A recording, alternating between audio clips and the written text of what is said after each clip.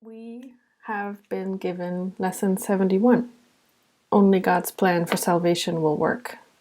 It's page 121 in the combined book. So that is what we get to work with today. So we're looking at the different kinds of plans that we get to choose from.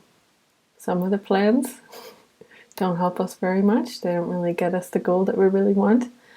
And the other plans are the ones God would have us follow. And those are the ones that will lead to joy and restfulness and opening and connection. So again, it seems like we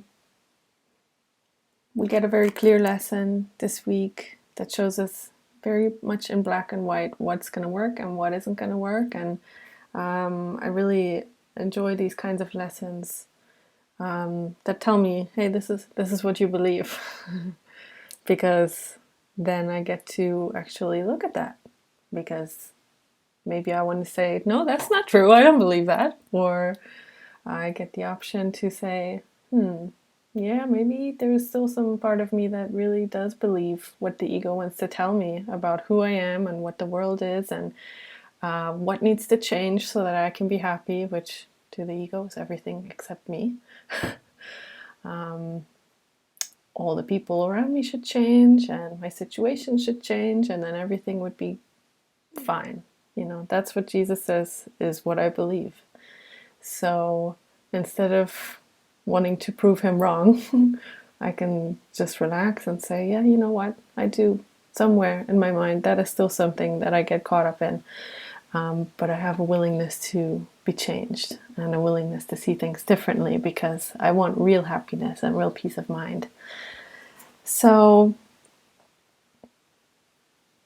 I feel like this one is a really practical one because I think every one of us, we wake up in the morning and we have some idea about what the day is supposed to look like and what's going to happen, and maybe there's appointments and there's things already planned out, and maybe there are other sections of the day that are open that you get to plan and fill in. So planning is a very common thing we do with our days. And today, just at least for these 30 minutes that we spend together with this meditation, we get to just drop all the plans and relax and receive a plan from a place that makes the best plans because it sees the whole picture of everything, everywhere, all the time. So yeah, that's my invitation for you to just relax. You know, just drop everything that you think is needed for today so that your day goes well. Yeah, and just receive. Have an open mind to receive, and no pushing with this lesson. Some of this, you know, we're getting an invitation here. What would you have me do? Where would you have me go? What would you have me say and to whom? And those three questions can be either relaxing or completely stressful because you think you need to be able to receive an answer right now. You know, the ego will ask these questions with pushiness and with tenseness. So that's not what we want today. We want to just be relaxed, because that is the state in which we can really receive the message that God would have us hear. So again, we've got lesson 71, page 121 in the course, in the workbook, if you feel to read along, and if not, you can just sit back and relax as I read. Lesson 71. Only God's plan for salvation will work. You may not realize that the ego has set up a plan for salvation in opposition to God's. It is this plan in which you believe. Since it is the opposite of God's, you also believe that to accept God's plan in place of the ego's is to be damned. This sounds preposterous, of course. Yet, after we have considered just what the ego's plan is, perhaps you will realize that, however preposterous it may be, you do believe in it. The ego's plan for salvation centers around holding grievances. It maintains that if someone else spoke or acted differently, if some external circumstance or event were changed, you would be saved. Thus, the source of salvation is constantly perceived as outside yourself. Each grievance you hold is a declaration and an assertion in which you believe that says, if this were different, I would be saved. The change of mind necessary for salvation is thus demanded of everyone and everything except yourself. The role assigned to your own mind in this plan, then, is simply to determine what, other than itself, must change if you are to be saved.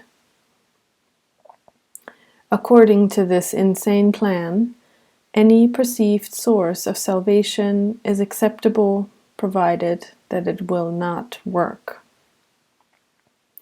This ensures that the fruitless search will continue, for the illusion persists that, although this hope has always failed, there is still grounds for hope in other places and in other things. Another person will yet serve better. Another situation will yet offer success. Such is the ego's plan for your salvation. Surely you can see how it is in strict accord with the ego's basic doctrine, seek but do not find. For what could more surely guarantee that you will not find salvation than to channelize all your efforts in searching for it where it is not?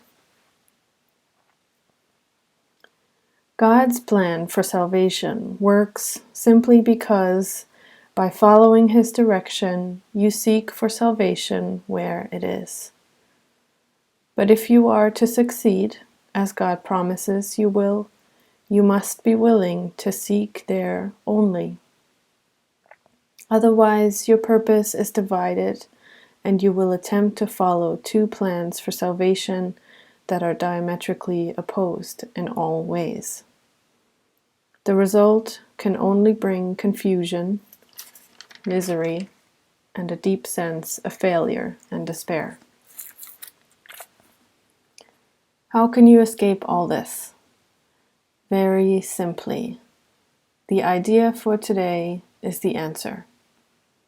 Only God's plan for salvation will work. There can be no real conflict about this, because there's no possible alternative to God's plan that will save you. His is the only plan that is certain in its outcome. His is the only plan that must succeed. Let us practice recognizing the certainty today, and let us rejoice that there is an answer to what seems to be a conflict with no resolution possible. All things are possible to God. Salvation must be yours because of His plan, which cannot fail. Begin the practice period for today by thinking about today's idea and realizing that it contains two parts, each making equal contribution to the whole. God's plan for your salvation will work, and other plans will not. Do not allow yourself to become depressed or angry at the second part. It is inherent in the first. And in the first is your full release from all your own insane attempts at mad proposals to free yourself. They have led to depression and anger, but God's plan will succeed. It will lead to release and joy. Remembering this, let us devote the remainder of the extended practice periods to asking God to reveal His plan to us. Ask Him very specifically, What would you have me do? Where would you have me go? What would you have me say, and to whom? Give him full charge of the rest of the practice period, and let him tell you what needs to be done by you in his plan for your salvation. He will answer in proportion to your willingness to hear his voice. Refuse not to hear. The very fact that you are doing this exercise proves that you have some willingness to listen. This is enough to establish your claim to God's answer. Only God's plan for salvation will work.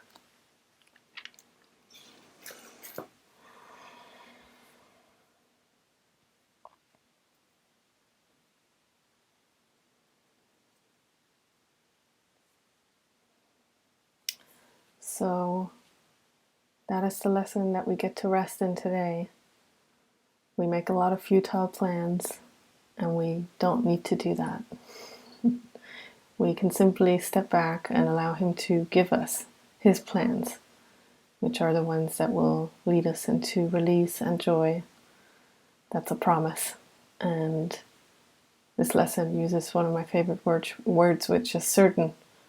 The outcome of God's plan is certain. The goal of his plan is certain. So that is something we can rest in, and there's nothing we can do to destroy his plan. So we can just relax and receive. So thank you for doing this meditation with me, and hope you enjoy, and see you in about 30 minutes.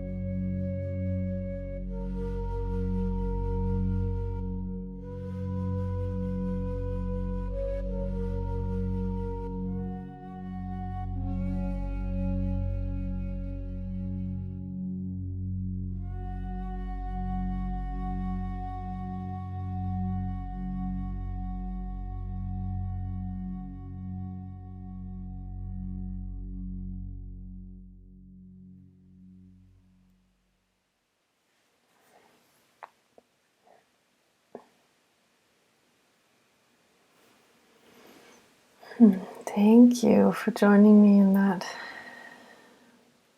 beautiful, restful meditation. At least it was for me, I hope. You were able to find some rest as well. And yeah, maybe you can take this with you throughout the day. And for me, I really like this lesson because it's very much like my kind of constant prayer of not my way, but your way, not my way, but your way, not my way, but your way. And it's very relaxing to move through every day with that prayer. And yeah, just a reminder, God's plan is always just for more joy. It's not for sacrifice. It's just more joy, more expansion, more love, more connection, more of all the good things that we really want. So, yeah, just move through the rest of your day and the rest of your week with that in mind. God just wants you to be happy. Full stop.